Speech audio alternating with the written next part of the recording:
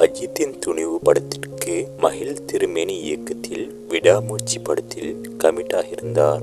ஆனால் பல மாதங்களாக இழுத்தடித்துக் கொண்டிருந்த இப்படத்திற்கு தற்போது தான் விடிவு காலம் பிறந்திருக்கின்றது. அதாவது பிரச்சனைக்கு மேல் பிரச்சனையில் சிக்கி தவித்துக் கொண்டிருந்த விடாமுயற்சி படத்தின் ரிலீஸ் திகதியை குறித்து விட்டார்கள். ஆனால் இதிலும் ஒரு சிக்கல் என்று சொல்வதற்கேற்ப சூர்யாவின் கங்குவா படம் அதே நாளில் ரிலீஸ் ஆக போகின்றது.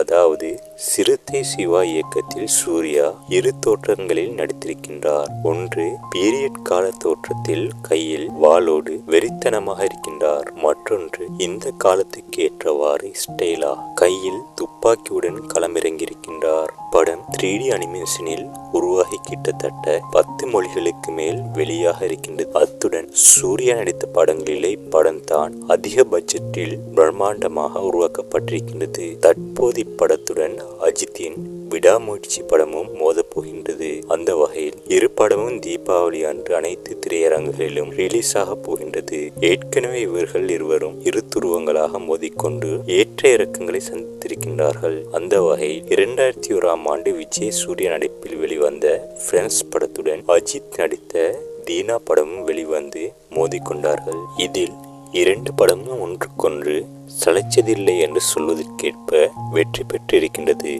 அதே மாதிரி 2003ஆம் ஆண்டு விக்ரம் மற்றும் சூர்யா நடிப்பில் வெளிவந்த பிதாமகன் படத்துடன் அஜித்தின் நடிப்பில் ஆஞ்சநேய படம் வெளிவந்தது.